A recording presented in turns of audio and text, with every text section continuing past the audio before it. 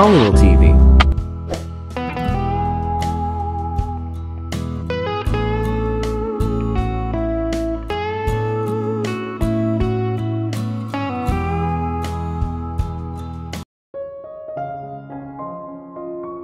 Sa kabilang banda, si Gabriel. Ikaw, galit na sabi ko sa buong mukha ko. Ang babaeng nasa harapan ko ang pinakaayaw ko. Dahil sa kanya, nawalan ako ng tiwala sa pag-ibig. Nahihirapan akong magtiwala sa mga tao dahil lang sa pinagtaksilan niya ako nang wala akong ibinigay sa kanya kundi pagmamahal. Minahal ko siya sa bawat pulgada ng katawan ko, at akala ko mahal niya rin ako. Pero nagkamali ako. Kilalanin si Anastasia Williams, ang aking ex-girlfriend. Si Sofia ay medyo nalilito, syempre siya. Hindi niya alam ang tungkol kay Anastasia. Shut the fuck up, Anastasia. I don't even want to talk to you, sigaw ko sa kanya. My name still sounds hell sexy from your mouth. Remember mo noong tayo pa. Get the fuck out of our way, sigaw ko.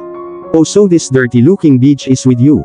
Come on Gabriel, you could do a lot of better. What did you see in her?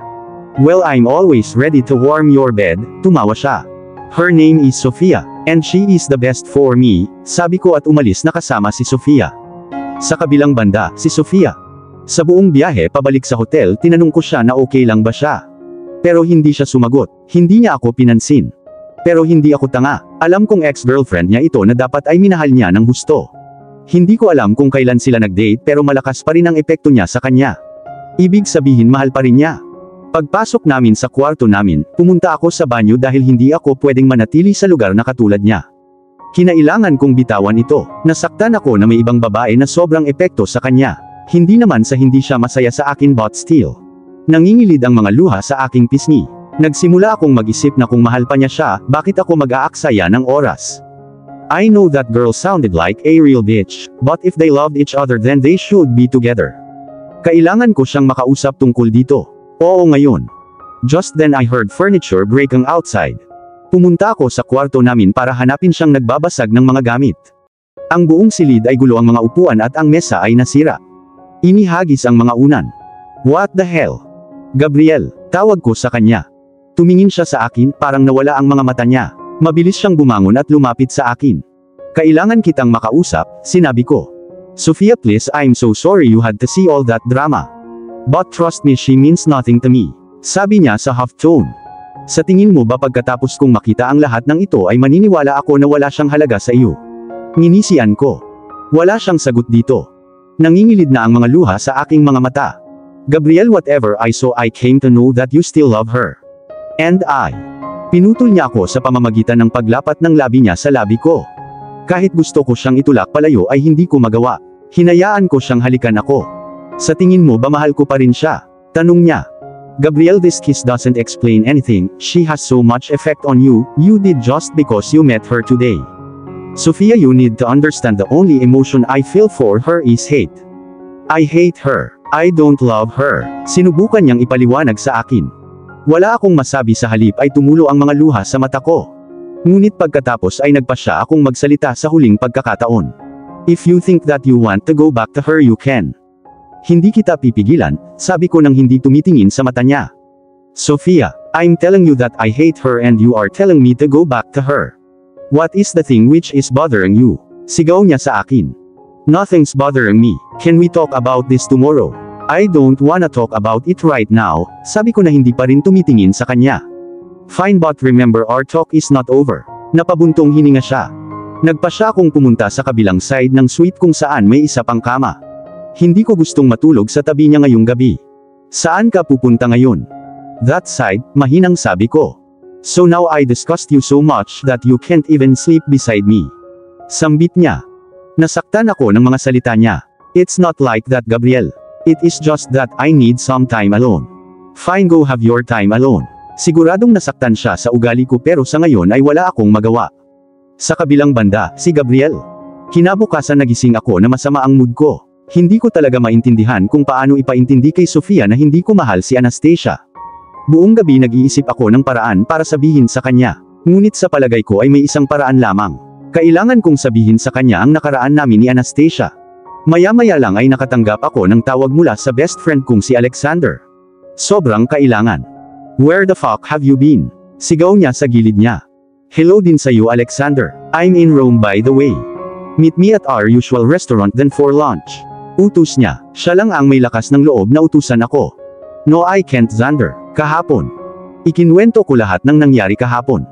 Anastasia is such a bitch. But no worries. You and Sofia both come for lunch. Andun din si Hazel kasama ko. It would be fun. Okay then. See you. Napabuntong hininga ako. Paglingon ko nakita ko si Sofia na nakatingin sa akin. Nalilito. Good morning Sofia. Ngumiti ako para gumaan ang mood namin. Morning Gabriel. I wanted to ask that can we both go for lunch with my best friend Alexander and his wife Hazel?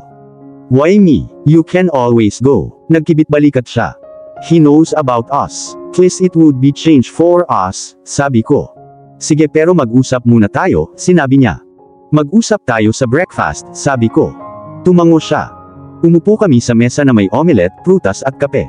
Una naming napagdesisyonan na kumain dahil kahapon pareho kaming walang hapunan at pagkatapos ay mag-usap.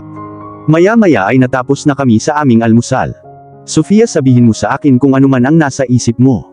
Please don't leave anything. Sige, napabuntong hininga siya. To begin with whatever I saw yesterday your conversation with her, you breaking things here, I think affected ka pa rin dahil sa kanya. I don't know what and how much deep relationship you guys shared but I think you still love her. At kaya siguro habang nasaktan ka sa isang bagay tungkol sa kanya ay ganoon ang reaksyon mo. Ito ang iniisip mo. Tanong ko, tumango siya. Fine then, let me tell you the whole story. Anastasia Williams and I dated a while ago. About 5 years back, kaaway ko ang ama niya pero mahal na mahal ko pa rin siya kaya nakipagsapalaran akong makipag-date sa anak ng isang kalaban. Akala ko ay mahal din niya ako. But I was completely wrong, hindi niya ako minahal. She was with me for money and to help her dad. Gusto niya ng ilang mahalagang impormasyon ko.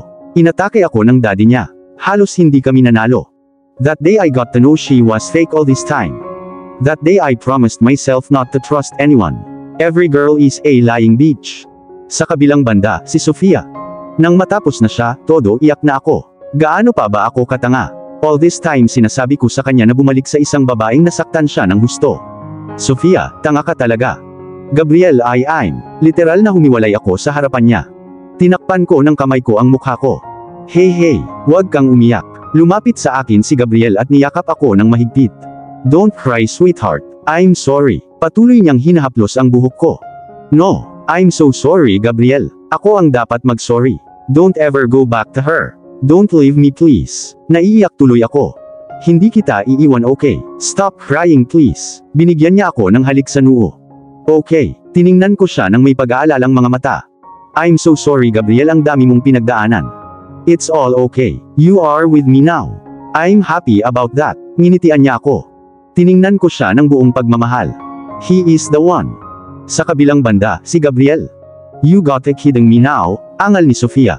Kasalukuyan akong nakaupo at nakatingin sa kanya habang sinusubukan niya ang iba't ibang damit. Siyempre maganda siya sa bawat damit pero sobrang ganda niya kaya ayokong may ibang lalaking tumitingin sa mahal ko.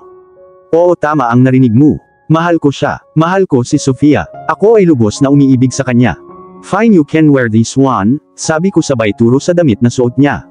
Salamat. Napabuntong hininga siya. Now come on let's go, naghihintay sila. Oo, gutom na rin ako. Pagdating namin sa restaurant, ang ganda talaga. I must say Xander has a great choice of restaurant. Halika nandyan na sila, sabi ko kay Sofia. Lumapit kami sa kinauupuan nila. At gaya ng inaasahan ng matalik kong kaibigan ay nagkukulitan sila. Guys get a room, sigaw ko. Naghiwalay sila at tumayo. Hey bro, what's up? Niyakap ako ni Xander ng bro hug. Good. How come you are here in Italy? Things I do for my wife. Tumingin siya kay Hazel ng buong pagmamahal. Ang cute talaga nilang tignan sa isa't isa. Napangiti si Hazel. Guys meet Sofia, sinabi ko. Hi Sofia, it's so nice to meet you. Niyakap siya ni Hazel. Pleasure to meet you too, sabi ni Sofia. Hi Sofia well we already have met. Napangiti si Xander. Yes I remember. Come on let's sit and chat, sinabi ko. Nagkwentuhan kami, kumain, sobrang saya. Pagkatapos ng mahabang panahon ay nagkaroon ako ng magandang oras kasama ang aking mga mahal sa buhay. Oh my God hindi talaga ako makapaniwala. Tawa ng tawa si Sofia. Yes it's true, these guys were and are assholes. Nagsimula na ring tumawa si Hazel. Ladies whatever we are, you're with us remember, tanong ko. Unfortunately, sabay na sabi ni Hazel at Sofia at muling nagtawanan. Anong meron sa kanila? Jesus, please excuse Sofia and I. Pumunta silang dalawa sa restroom. Sa kabilang banda, si Sofia. I'm really having a good time with you guys, honest kung sabi kay Hazel. Likewise, but seriously I haven't seen Gabriel this happy and chilled you know. He is always so occupied and serious, ilang beses ko pa siyang tinanong kung may puso ba siya o wala, tumawa siya. He is really very sweet to me. He cares for me. And growing up without parents I had no one who would show affection for me. And he has also went through after that girl. So I guess nasabi na niya sa'yo ang tungkol sa slot na iyon, bulalas niya. Tumango ako. Anyways I'm really happy that he is with you. Nakangiting sabi niya. Mukhang close ka talaga sa kanya. Sabi ko. Syempre kapatid ko siya, tumawa siya. Oh hindi ko alam. Akala ko isa lang kapatid niya si Maya, sabi ko habang nag-iisip. Oh no, hindi ko siya tunay na kapatid. Pero alam mo noong kasal ko, wala sa tabi ko ang pamilya ko. So Gabriel just like a big brother was with me throughout. He walked me down at aisle. He even threatened Xander na kung sasaktan niya ako ay haharapin niya ang consequences kaya tinatawag ko siyang brother. Tumawa siya. Oh, that's really nice of him. Sa paglipas ng mga araw ay alam ko na ang iba't ibang shades ni Gabriel. At mahal ko ito. Did you have a great time today? Tanong sa akin ni Gabriel. Nakahiga kami sa kama na nakasuot ng komportableng pajamas. Absolutely. Xander and Hazel were so easy to mix with, sinabi ko. Yes they are. Itong dalawa lang ang taong pinagkakatiwalaan ko maliban kay Maya. So you don't trust me? Tanong ko, alam kong matatakot na siya sa pagpapaliwanag sa akin. No. I trust you Sofia please don't ever think that I don't trust you. Nag-aalalang sabi niya. Of course jerk. Nagbibiro lang ako. Ikaw lang ang may lakas ng loob na tawagin akong jerk. Umiling siya. Napahagikik ako. Matulog na tayo. Bukas maaga tayong aalis. Ano, talaga, I love this place, nagpout ako. Hinalikan niya ang labi ko, pwede tayong bumalik kung kailan mo gusto. Sige. Isang linggo na ang nakalipas mula nang bumalik kami sa New York. Bumalik na kami sa kanya-kanyang gawain.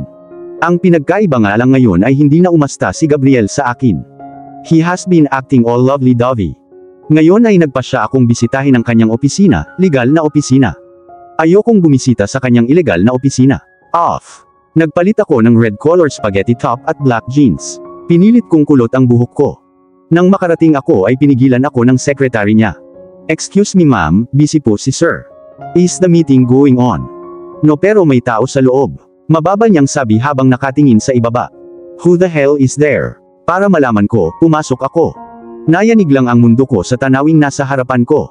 Anastasia Williams, ex ni Gabriel. Halos hubad na. Para sa isang segundo o dalawang hindi ko maproseso kung ano ang aking nakikita. Sa ibabaw niyan ay nagtatrabaho si Gabriel na parang walang nangyayari. Gabriel baby, mapang-akit niyang sabi. Doon ay tumingala si Gabriel at nakita ko rin siya at ako. Anastasia just dress the hell up. Now, sigaw ni Gabriel sa taas ng kanyang baga. Hindi ko na napanood, kaya tumakbo ako. Sofia, wait, pero hindi ko pinansin. Nung nasa parking area na ako, may humawak sa wrist ko at pinaikot-ikot ako. Si Gabriel iyon. Look Gabriel, before you say anything, I want to tell you that you can go to her. You don't have to be with me kung hindi ka masaya. Don't think of me please. I know I can't make you happy. Nasa opisina mo ang babaeng mahal mo, balikan mo siya. Mga luhang tumutulo bilang waterfall mula sa aking mga mata. Sofia ang babaeng mahal ko ay nakatayo sa harapan ko at nagsasalita ng bullshit. Hinaplos niya ang mukha ko. Ano, bulong ko. You heard it right. I'm in love with you Sofia Alvarez. Mahal na mahal kita, pinasaya mo ako sa buong mundo. Sinasabi mo talaga, tanong ko na hindi pa rin makapaniwala. Yes sweetheart, I love you, nginitian niya ako. I love you too Gabriel. Napangiti ako sa mga luha ko. Really, nagtataka niyang tanong. I do, hinalikan ko siya. After breaking the kiss, siya ang unang nagsimula. I didn't have any idea why the hell was she in here and why did she undress herself. I told her to leave. Pero hindi ko talaga alam kung kailan niya sinimulang hubarin ang sarili niya.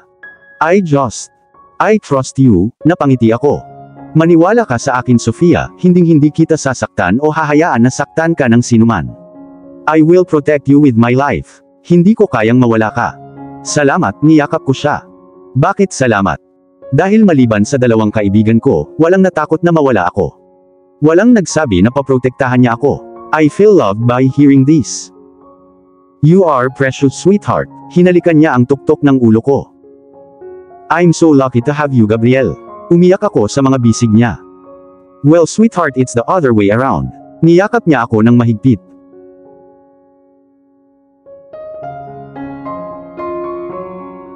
At dito na po, nagtatapos ang part 9 ng ating kwento. Sabay-sabay po nating abangan ang susunod na kabanata. Maraming salamat po. God bless and ingat po tayong lahat.